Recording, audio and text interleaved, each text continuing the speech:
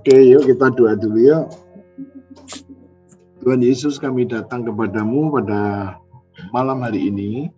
Kami mau mempelajari kebenaran firman-Mu.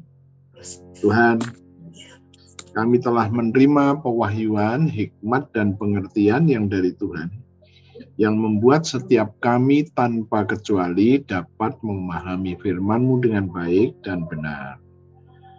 Dan darah-Mu, darah Yesus ada dalam hidup kami, dan Engkau berjanji sesuai dengan Roma 5:9. Engkau telah membenarkan hidup kami, tubuh jiwa roh kami, organ-organ kami, bahkan konsentrasi kami, ketelitian kami, ketekunan kami. Terima kasih Tuhan. Kami mengucap syukur Engkau hadir bersama kami. Dalam nama Yesus kami berdoa. Haleluya. Amin. Oke. Saya masih ngajak Anda untuk mengenai kepenuhan ya. Temanya adalah siapakah yang boleh menerima kepenuhan kealahan dalam Kristus itu. Anda harus pegang ya, kepenuhan kealahan itu tidak bisa langsung ke hidupmu. Harus masuk ke Kristus dulu. Nah, waktu masuk ke Kristus barulah bisa ke kita ya. Jadi ini tata caranya begitu, etikanya begitu ya. Tanpa Kristus Anda nggak bisa. Tapi dengan Kristus kita bisa ya. Ya. Saya akan ajak Anda untuk melihat Efesus 4 ayat yang ke-14 ya. Efesus pasal 4 ayat yang ke-14. Oh, haleluya.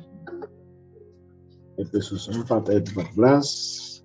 Oke, sekarang Yuliana Ling. Efesus 4 ayat 14. Ya, suaramu dibuka dulu, Ling. Ya, Pak. Iya, Pak, sebentar.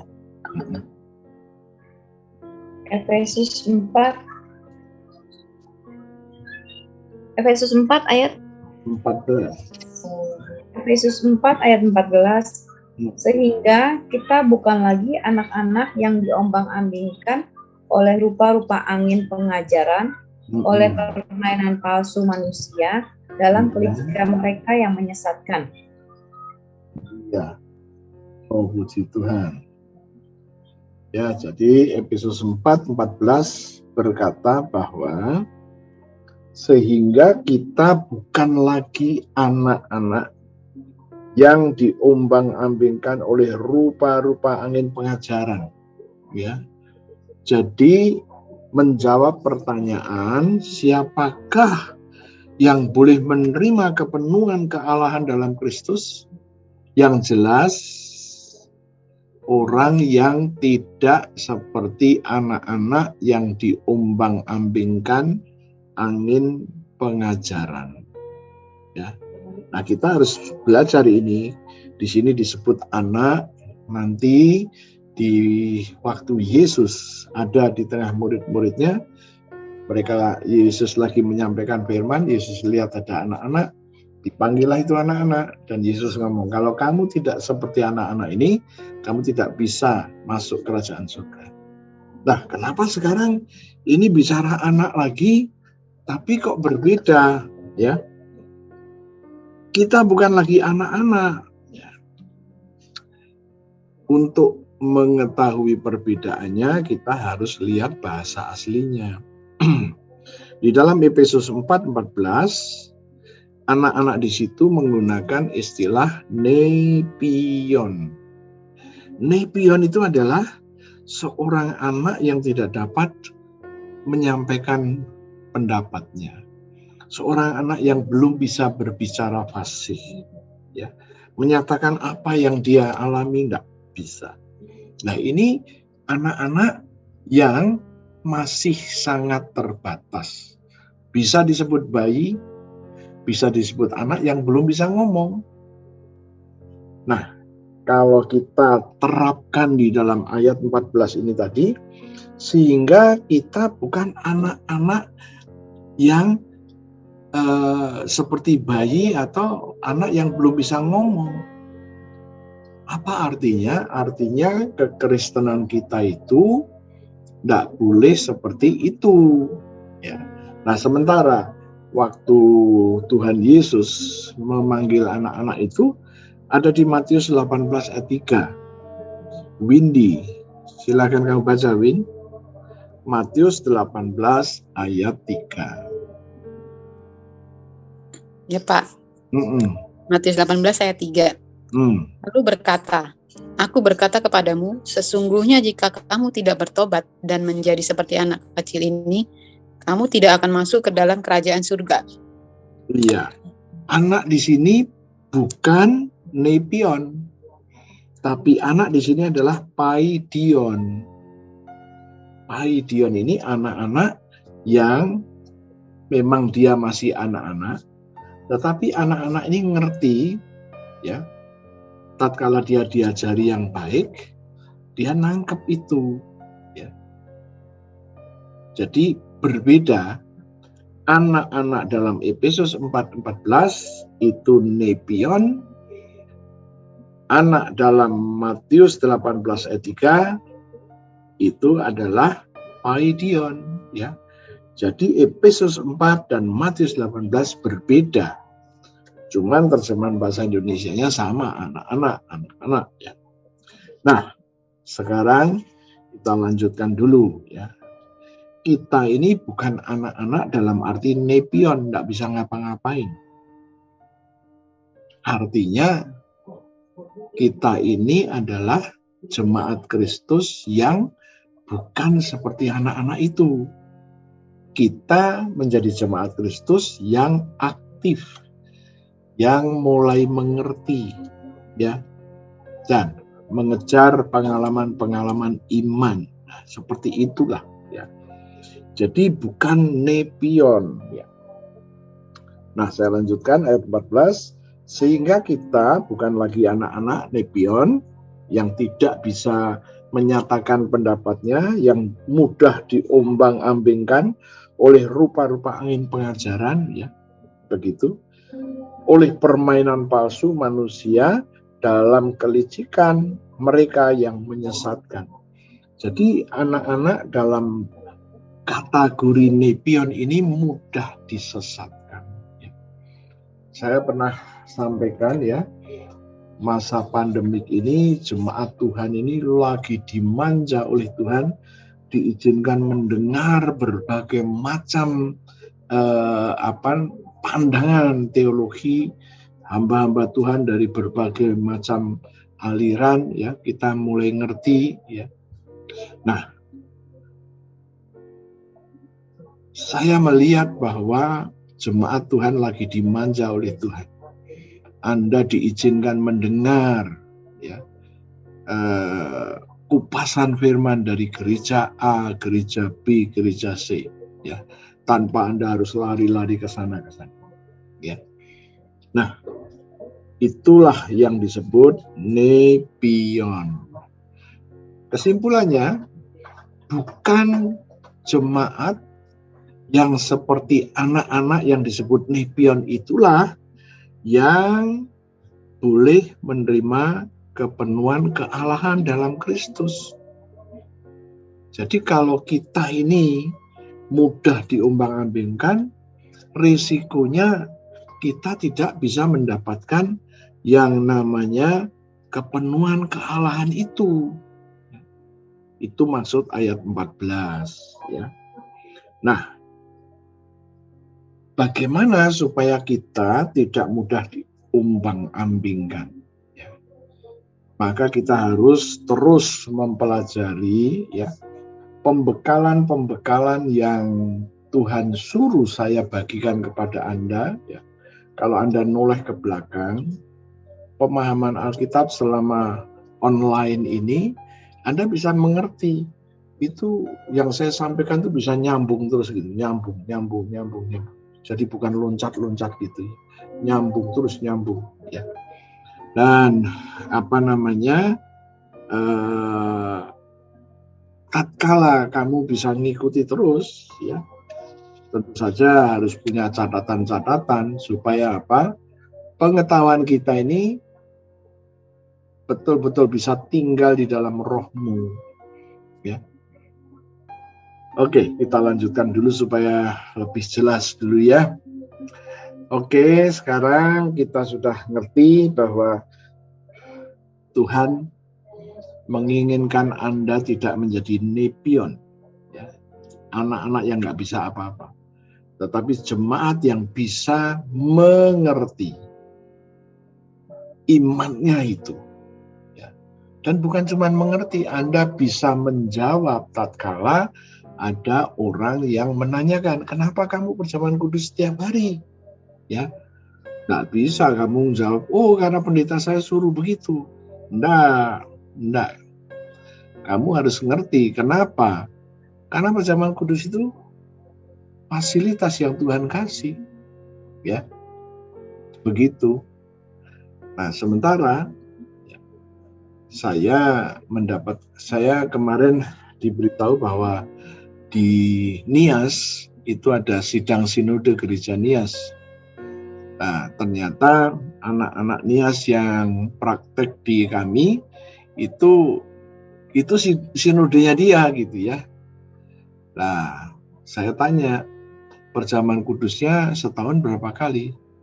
Dia jawab cuman begini, wih, setahun sekali cuman. Waduh, Anda bisa ngerti? Bertumbuh nggak kalau seperti itu? Yang jelas nggak bertumbuh. Kenapa? Menganggap perjamuan kudus itu adalah sesuatu yang harus diperingati. Seperti Anda memperingati kematian orang tua.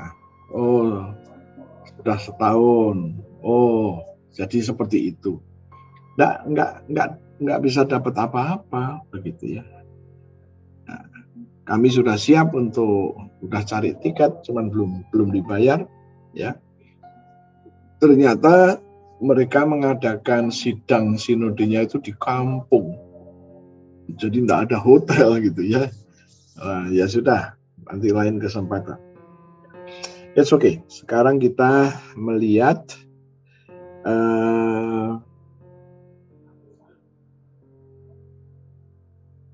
ayatnya yang ke-15 ya. Tadi Windy sudah, Lina sudah masuk. Halo Lina. Shalom Pak, shalom. Oke, silakan kamu baca Efesus 4 ayat 15. Sudah siapkah? Ada Pak, berarti Pak dulu. Efesus 4 ayat 15.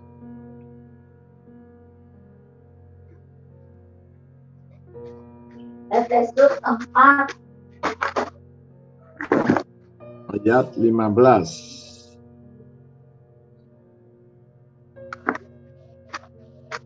Efesus 4 ayat 15.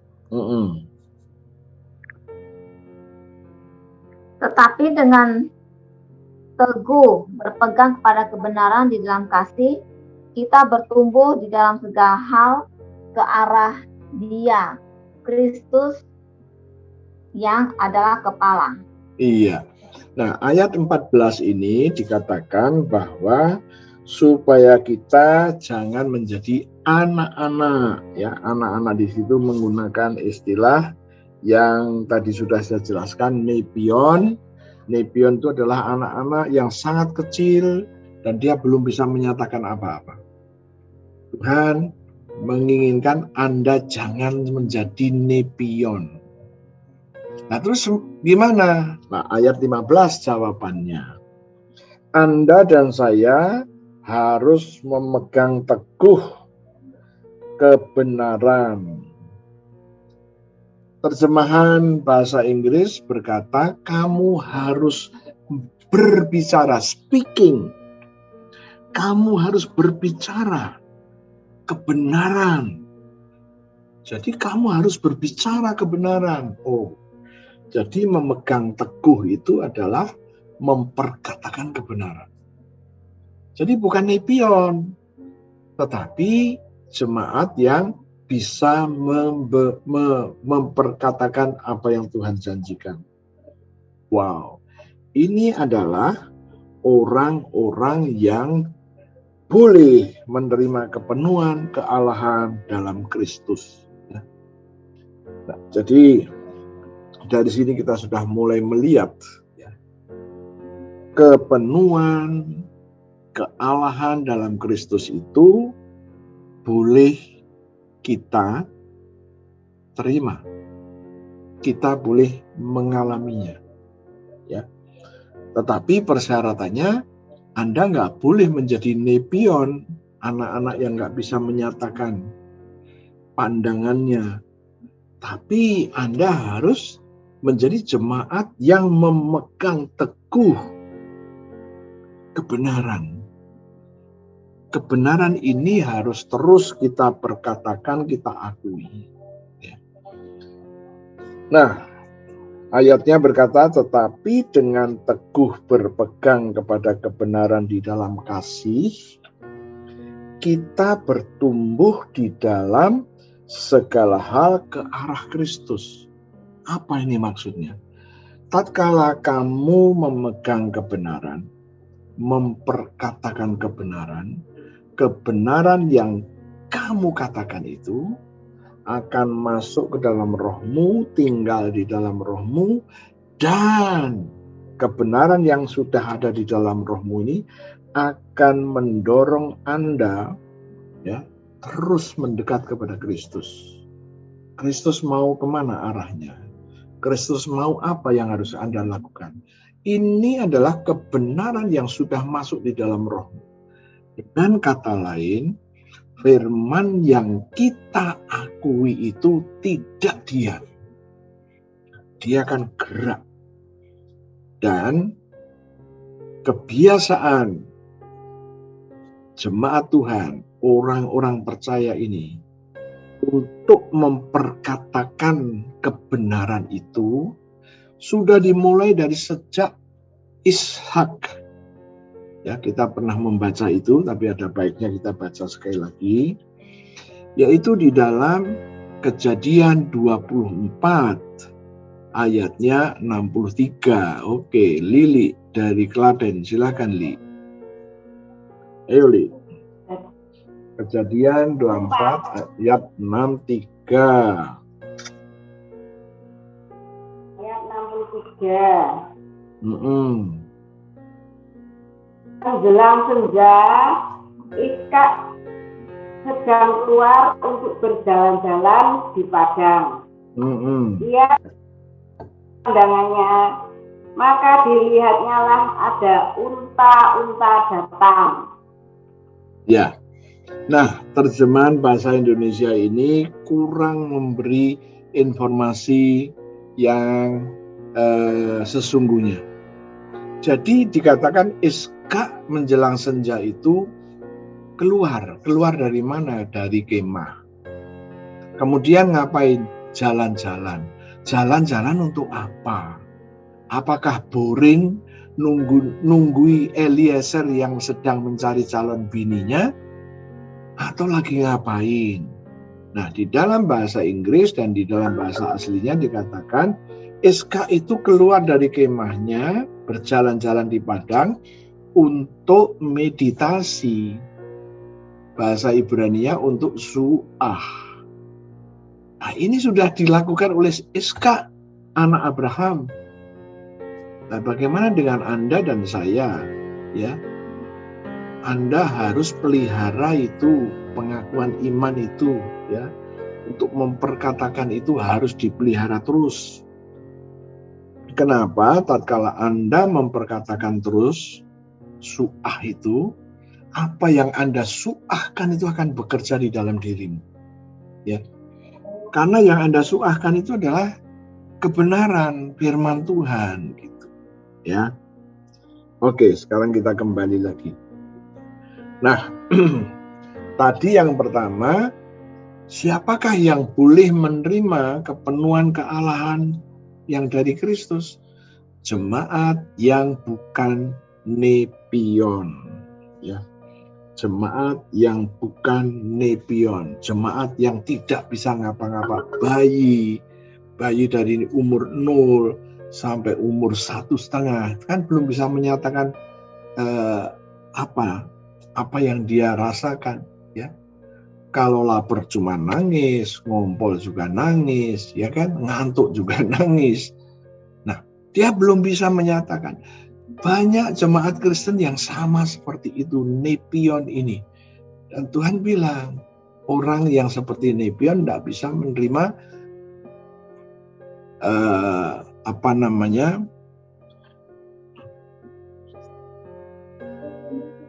kepenuhan kealahan Kristus.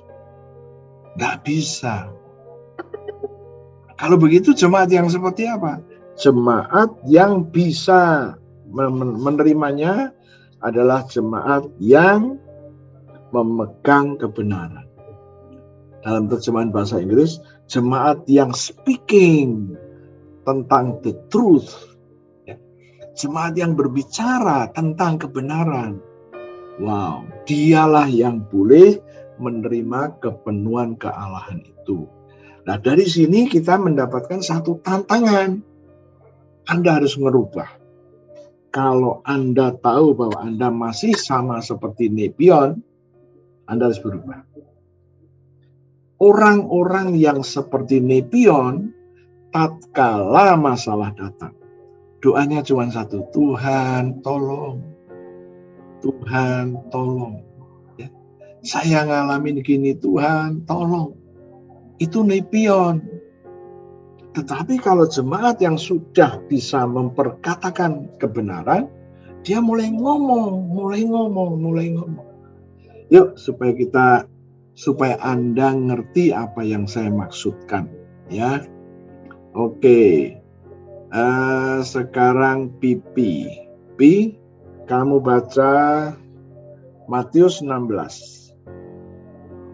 Mulai ayat 15. Matius 16 mulai ayat 15. Silakan, Pi. Ya, Pak. Matius 16 ayat 15. Lalu Yesus bertanya kepada mereka, "Tetapi apa katamu, siapakah aku ini?" Iya, apa katamu siapa aku? Apa katamu? Kamu harus berkata-kata, siapa aku? Oke? Itu yang Yesus mau. Apa katamu? Siapa aku? Jadi, bukan nepion, tapi orang yang bisa menyatakan diri. Nah, sekarang ayat yang ke-16. Oke, Maria Pekanbaru. Ayat 16. Ya, Pak. Matius 16 ayat 16. Maka jawab Simon Petrus, "Engkau adalah Mesias, Anak Allah yang hidup." Ya. Mesias itu terjemahan dari kata Kristus. Jadi bahasa aslinya engkau adalah Kristus. Artinya apa? Penuh dengan urapan. Dan engkau adalah anak Allah yang hidup. Ini yang dikatakan oleh Petrus. Ya. Nah, pertanyaannya dilemparkan oleh Yesus kepada murid semuanya. Ada 12 murid. Apa katamu? Siapa aku? Jadi apa katamu? Setiap orang harus ngomong, apa katamu? Engkau Kristus, engkau penuh dengan urapan, engkau anak Allah yang hidup. Itu 16 ya. Sekarang kita 16-17. Oke, Linde. Silakan Linde ayat 17. Iya, Pak.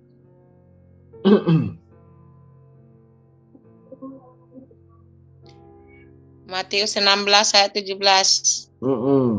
Kata Yesus kepadanya, "Berbahagialah engkau Simon bin Yunus, sebab bukan manusia yang menyatakan itu kepadamu, melainkan Bapakku yang di surga. Iya, jadi waktu itu murid-murid ada di situ dan Yesus ngomong, ayo, apa katamu? Siapa aku? Ya kan? Semua mulai mikir, aduh. Tiba-tiba Petrus mendapatkan pencerahan. Dia bilang, engkau Kristus, engkau anak Allah yang hidup. Dan Yesus ngomong, kamu kalau nggak dapat pewahyuan dari Bapakku yang di surga, kamu nggak ngerti. Kamu bisa ngomong karena pewahyuan Bapakku yang di surga. Oke, sekarang kita baca ayat 18. Oke, Daniel, ayat 18. Iya, Pak. Matius 16 ayat 18. Aku berkata kepadamu, engkau adalah Petrus, dan di atas batu karang ini aku akan mendirikan jemaatku, dan alam maut tidak akan menguasainya. Yang Yesus ngomong, apa yang Petrus katakan itu batu karang. Batu karang artinya tidak mudah digoncang. Kalau kamu berani berkata Yesus adalah Kristus, Yesus adalah anak Allah yang hidup, sampai kamu selesai menjalankan kehidupan, kamu tetap pegang. Ya, itu iman. Nah, kemudian Yesus menambahkan di dalam ayat 18, aku akan mendirikan jemaatku di atas pengakuan Petrus ini, dan alam maut tidak akan menguasainya. Alam maut. Maut itu apa? Kecelakaan, gagal, hancur, macam-macam yang buruk. Tidak akan mengalami, tidak akan dialami oleh jemaat yang aku mau bentuk itu. Ini janji Tuhan. Nah, sekarang bagaimana dengan imanmu? Ya, kalau Anda percaya, jangan diam.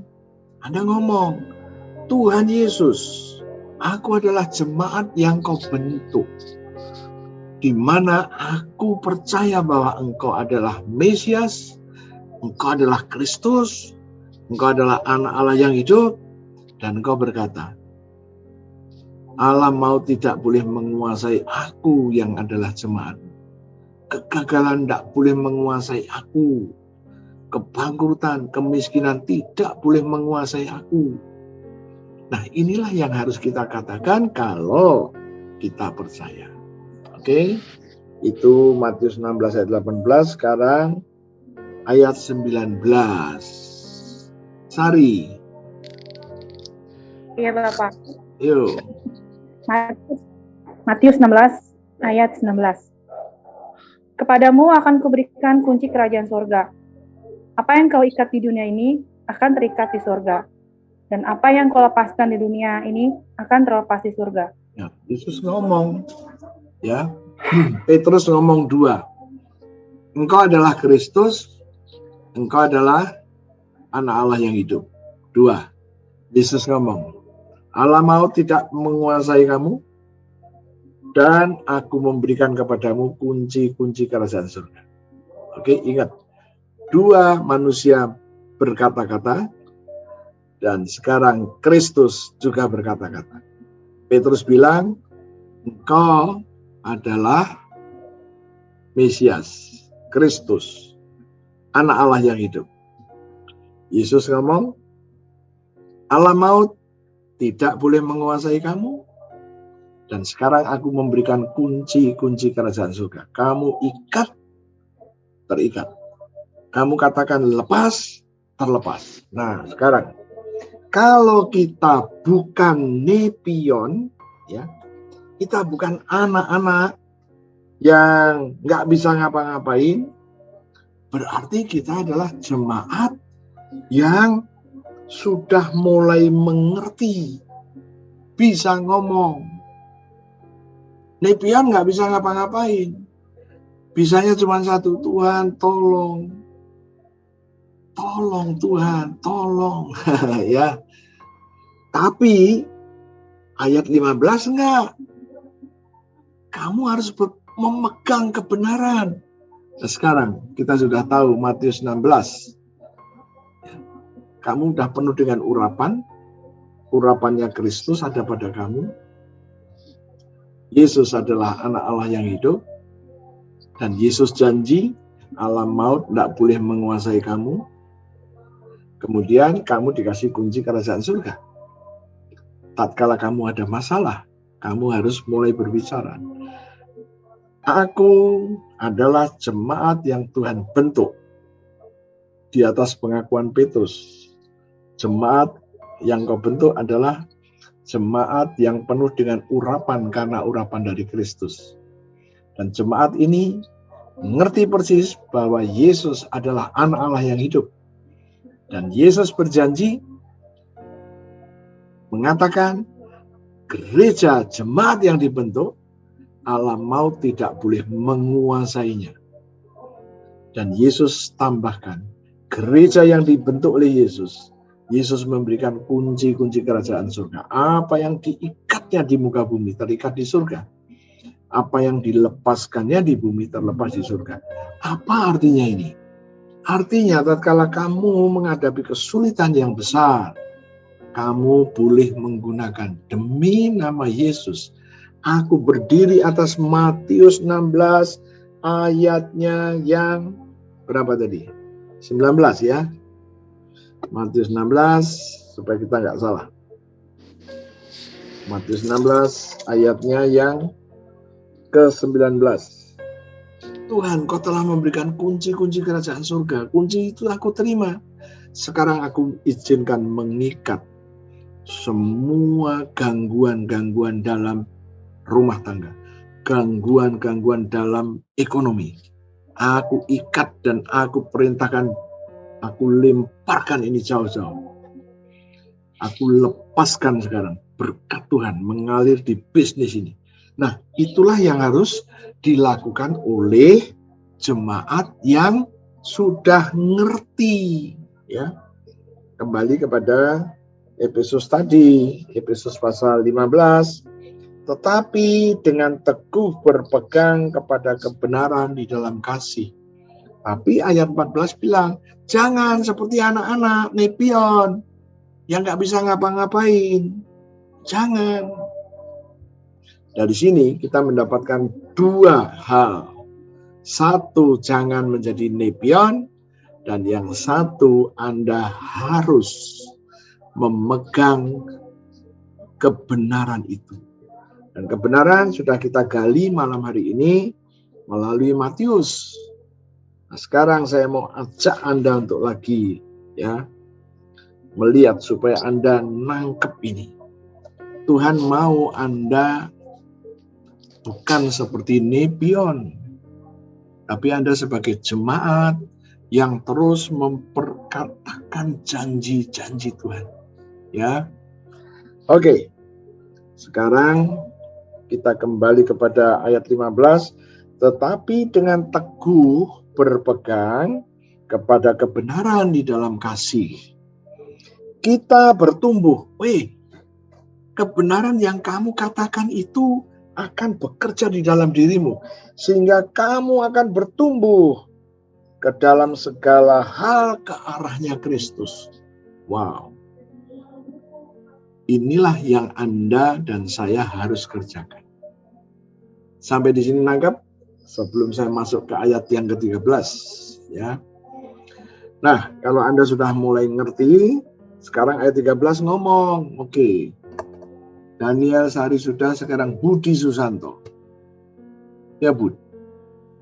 Ayat 13. Efesus 4:13.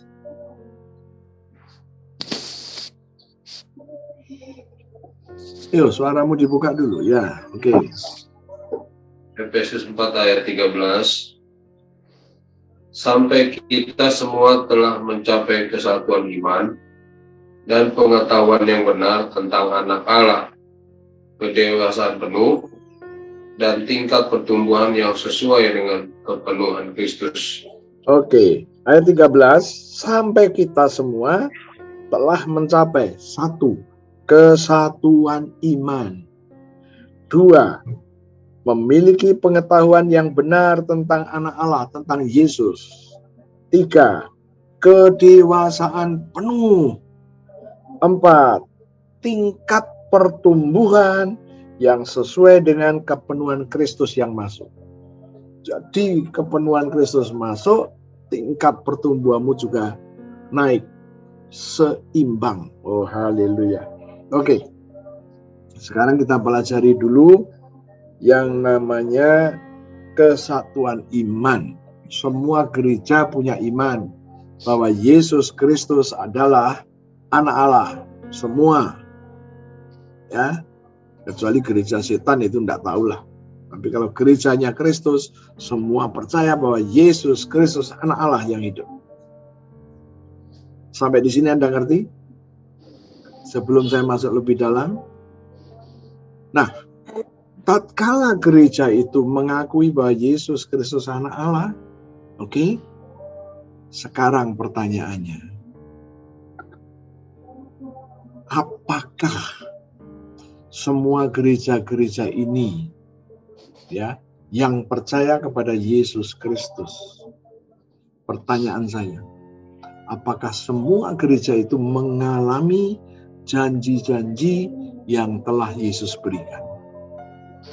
Oke, ini bicara iman ini. Ada gereja-gereja yang mengajarkan bahwa jangan minta mujizat. Kedokteran itu mujizat katanya. Ya kan? Itu mujizat, udah ke dokter saja. Nah, kalau saya membaca firman, ya, kalau saya membaca firman, Tuhan justru mendorong supaya saya menjadi pelaku sign, wonder, and miracles. Ya kan?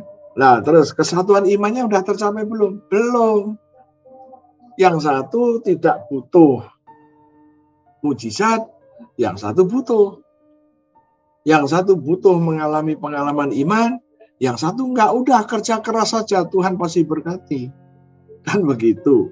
Jadi, apakah kesatuan iman sudah tercapai? Belum. Nah, terus gimana? Kita harus terus supaya kita mengalami pengalaman-pengalaman iman. Maka setiap kali mulai meeting selalu saya tanyakan, ayo, ada pengalaman iman apa? Yuk. Ya. Nah, itu kesatuan iman. Sekarang yang kedua, memiliki pengetahuan yang benar tentang Yesus Kristus.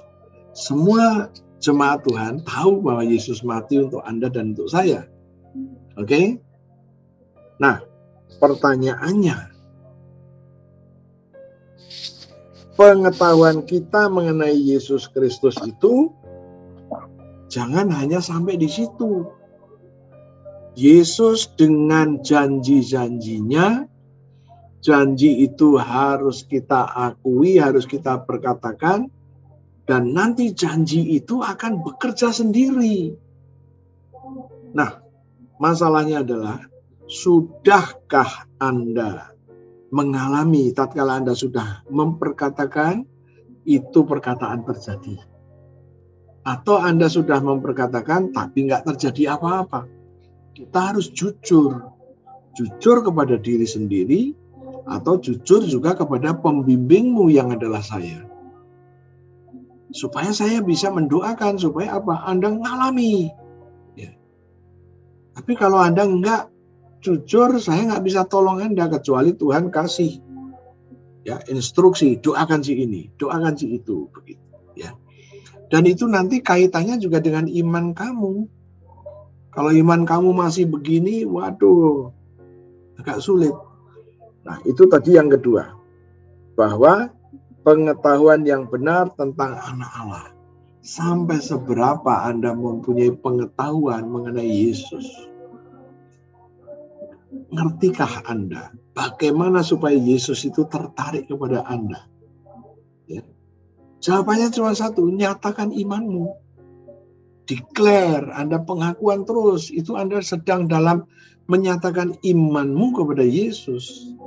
Yang ketiga, kedewasaan penuh. Tadi ayat 14 itu berbicara belum dewasa. Masih nepion, anak-anak yang cuma bisa teriak, Tuhan tolong, Tuhan tolong. Oke, sekarang sudah saatnya kita bukan Tuhan tolong. tapi kita mulai memperkatakan yang Tuhan janjikan. Kunci kerajaan surga tadi. Ya. Kedewasaan penuh. Jadi dewasanya bukan nanggung, penuh. Anda terus memperkatakan janji-janji Tuhan. Terus. Terus yang keempat. Dan memiliki tingkat pertumbuhan. Tingkat pertumbuhan ini tingkat pertumbuhan apa? Yang sesuai dengan kepenuhan Kristus. Kepenuhan Kristus mengalir dari Kristus kepada kita. Waktu kepenuhan ini mengalir ke dalam kita, maka kita punya roh. Ya, kita punya roh ini membawa tingkat pertumbuhan iman kita, tingkat pertumbuhan pengertian, pengenalan kita kepada Kristus, itu mulai bertumbuh. Nah, ini kepenuhan masuk mendorong kita mempunyai pengetahuan yang penuh. Ya. Memiliki pertumbuhan yang sesuai dengan kepenuhan Kristus masuk. Kepenuhan Kristus masuk, kamu nggak berubah, nah nothing. Kepenuhan Kristus masuk, Anda berubah. Kenapa? Pertumbuhanmu. Ya. Orang melihat Anda, wow, Anda berbeda dengan setahun yang lalu yang dilihat oleh teman Anda. Ada pertumbuhan. Nah, inilah yang akan dicapai dan harus dicapai oleh kita. Nah, inilah orang-orang yang akan dialiri oleh kepenuhan. Kepenuhan Kristus itu akan mengalir ke situ. Siapakah yang boleh menerima kepenuhan kealahan dalam Kristus? Ayat 13 itu. Orang-orang yang mengerti bagaimana mencapai kesatuan iman. Ya, iman ini harus terus kita praktekkan terus untuk urusan kesehatan bisa, bisnis bisa. Oke, sekarang saya ada beberapa kesaksian. Yang satu saya sudah pernah cerita, nggak tahu kelompok Rebu ini kebagian nggak. Jadi saya itu kalau makan itu cepat. Bu Rachel ngasih nasi, saya ambil lauk, ya saya berdoa, kemudian saya mulai makan. Bu Rachel lagi siapin untuk dirinya, saya sudah habis. Kenapa? Ya makannya cepat, karena dari dulu dididiknya seperti itu. Ya. Nah, seringkali saya makan tersedak. Jadi di tenggorokan ini ada dua saluran. Yang satu saluran napas masuk ke paru-paru, yang satu saluran makanan minuman masuk ke perut. Nah, kalau makanan itu masuk ke napas, kacau lah itu. Ya, bisa-bisa kita langsung pindah ke Firdaus. Ada beberapa orang yang tersedak ya. Saya punya teman pendeta dari mahasiswa, saya tahu hobinya dia. Dia ini selalu suka makan kacang Bali. Tahu nggak kacang Bali? Kecil-kecil itu. Gurih, masih ada kulitnya. Dia kalau udah makan gitu, asik. Saya liatin aja sambil ketawa saya. Tetapi seringkali dia kalau makan kacang itu terus tersedak, batuk sampai wajahnya merah begitu ya. Tapi rupa-rupanya tidak membuat dia kapok, nggak mau makan kacang lagi, tetap makan. Dan bahkan waktu dia sudah masuk dalam pelayanan, ada di Surabaya, dia mati karena kacang juga. Ya kan? Kenapa? Waktu tersedak, nggak ada anak-anaknya di kelilingnya, istrinya juga ada di dapur. Jadi dia tersedak, langsung lemes. Pass away, mati. Ya. Nah, saya diizinkan Tuhan mengalami tersedak. Tapi Saya tidak sedang makan. Piring saya sudah habis, isinya sudah habis. Piringnya sudah saya bawa ke dapur supaya dicuci. Saya kembali duduk di kursi di mana saya makan tadi. Kemudian saya mulai baca-baca WA. Makanan sudah nggak ada di mulut saya.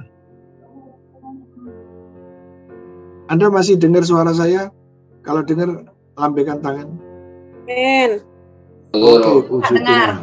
Ya, karena di tulisannya muncul internet saya ganggu. Oke. Ya, saya lanjutkan ya. Jadi saya sudah selesai makan.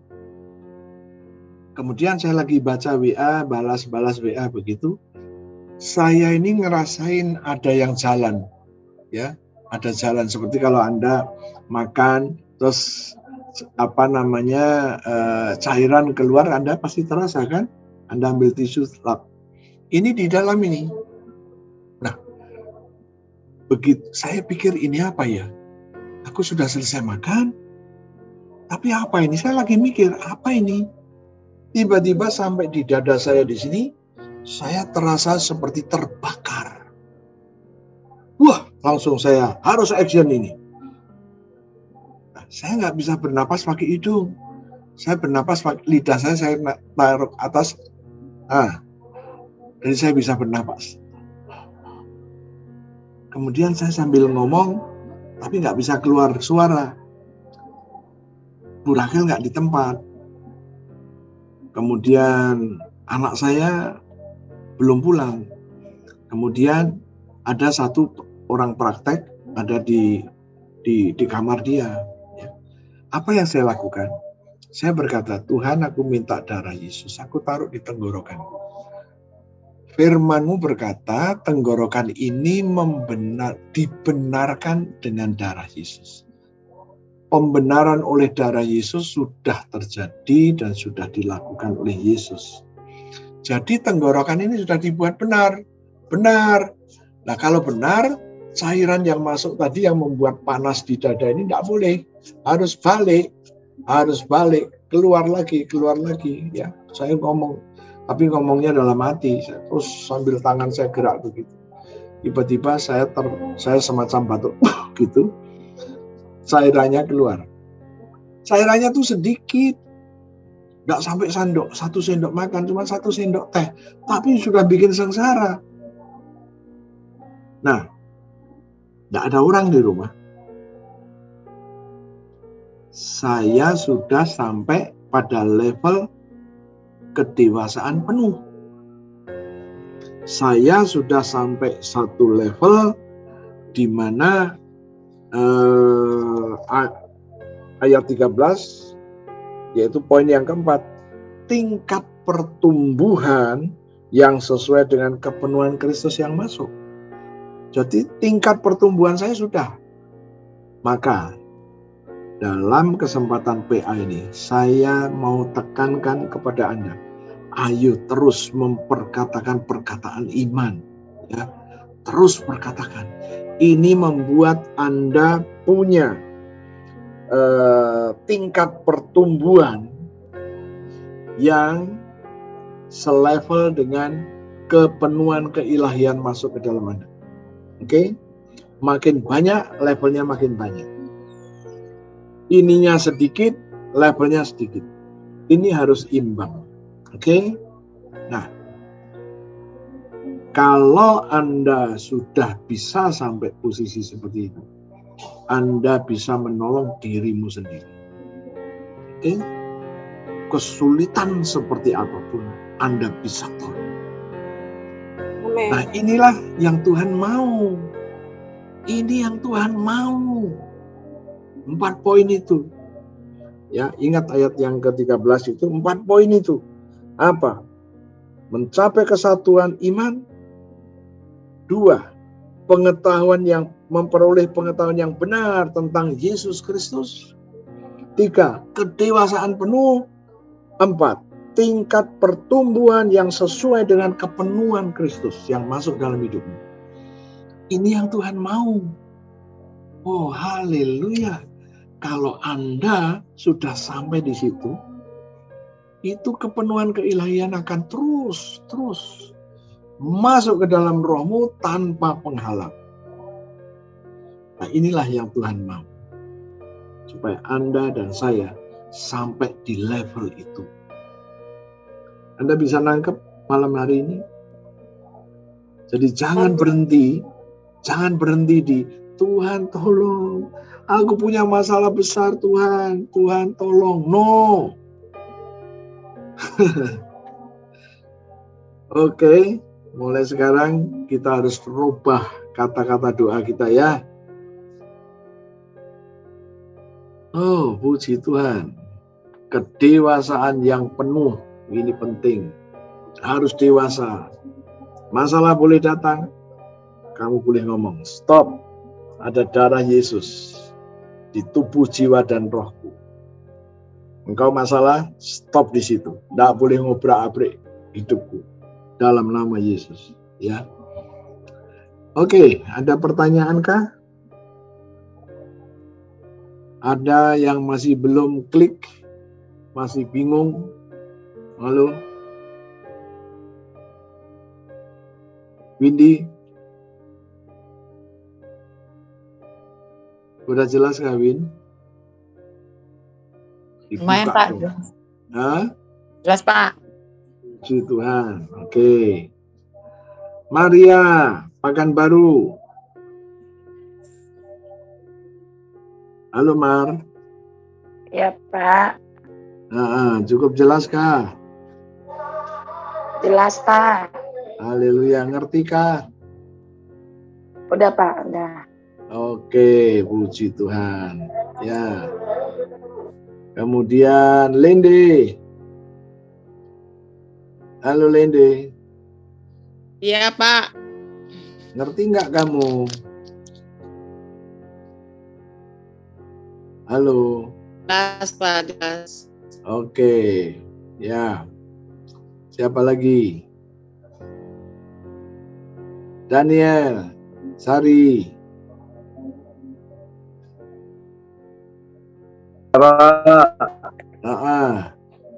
Jelas, Pak. Oke, puji Tuhan. Praktek ya, supaya terus kedewasaan penuh terjadi. Ya, Pak. Kemudian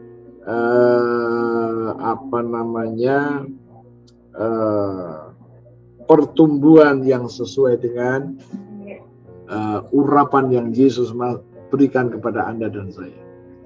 Oke? Ada pertanyaan? Budi,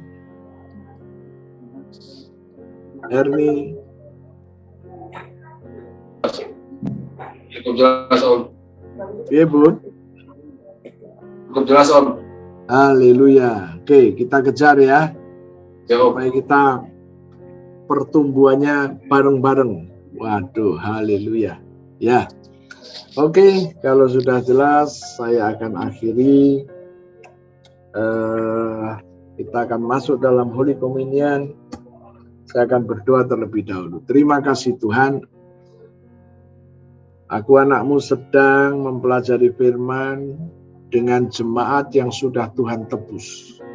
Tuhan tebus menjadi milik Tuhan. Dan hari ini kami sedang belajar mengenai Efesus pasal 4.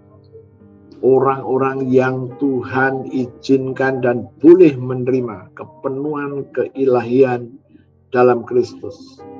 Aku sudah sampaikan kepada mereka dan aku minta demi nama Yesus kebenaran ini termeterai di dalam roh mereka.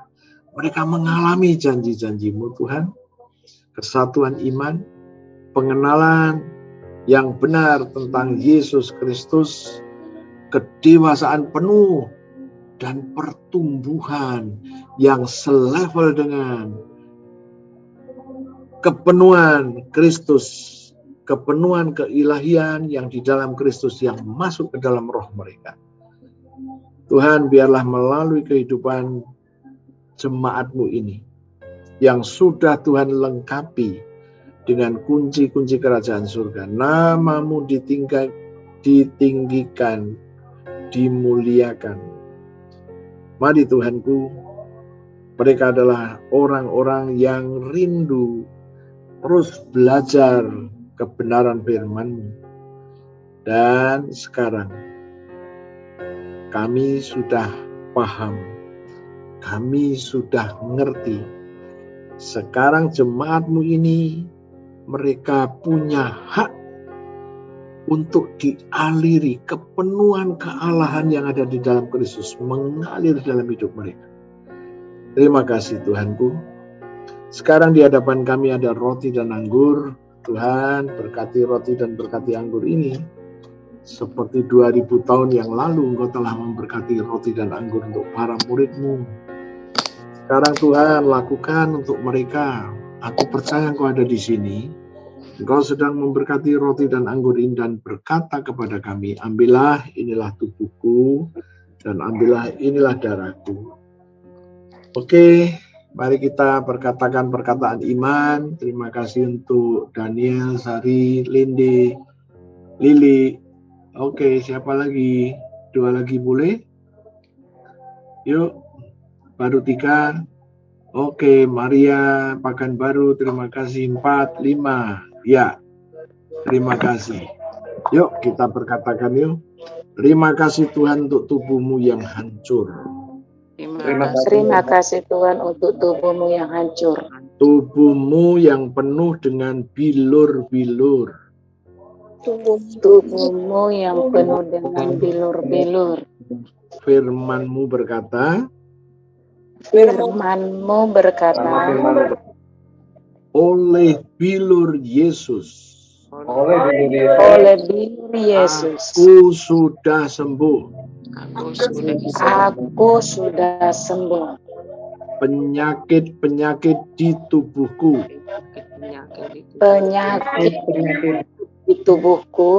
sudah diambil oleh Yesus. Sudah diambil oleh Yesus. Kesengsaraanku, kegagalanku, kelemahanku, nasib burukku, sudah diambil oleh Yesus. Sudah diambil oleh Yesus. Ditanggung di tubuh Yesus. Ditanggung di tubuh Yesus. Aku terima sekarang. Aku terima sekarang. Korban tubuh Yesus. Korban tubuh Yesus. Yang penuh dengan bilur. Yang penuh dengan bilur. Mari kita makan sama-sama dalam nama Yesus. Dalam nama Yesus.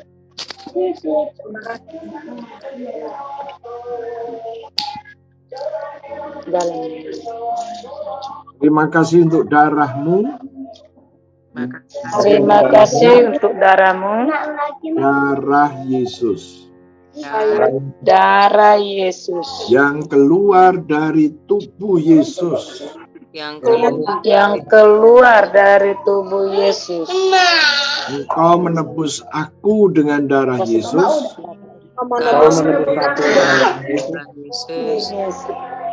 Engkau menyucikan aku dengan darah Yesus. Engkau menyucikan aku dengan darah Yesus. Engkau memperdamaikan aku dengan darah Yesus. Engkau memperdamaikan aku dengan darah Yesus. Engkau membenarkan aku dengan darah Yesus. Engkau membenarkan aku dengan darah Yesus. Aku terima sekarang. Aku terima sekarang. Darah Yesus. Darah Yesus. Yang membebaskan aku. Yang membebaskan aku. Mari kita minum sama-sama dalam nama Yesus.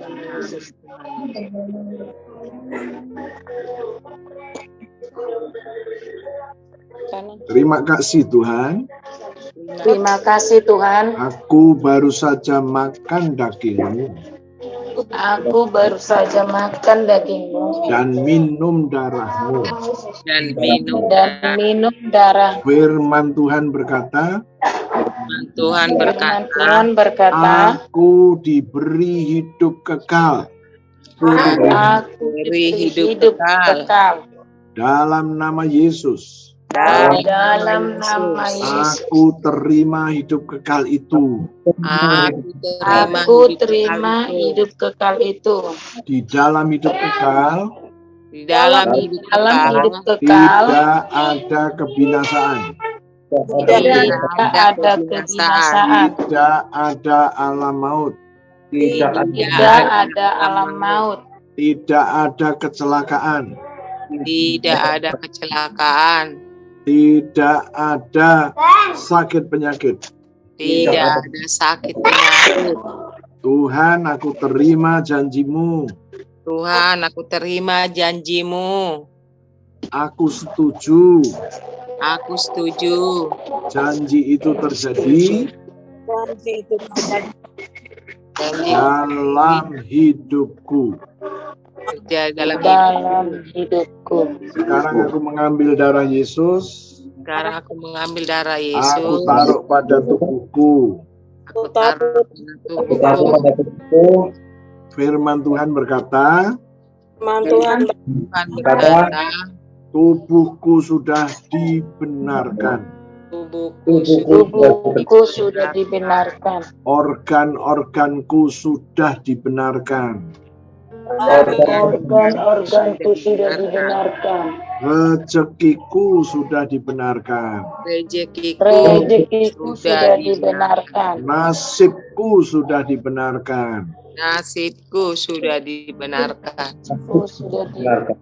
Karena ada darah Yesus. Karena ada darah Yesus. Aku percaya. Aku percaya Pembenaran sudah terjadi. Pembenaran sudah terjadi. Sekarang tidak ada lagi hal-hal yang tidak benar.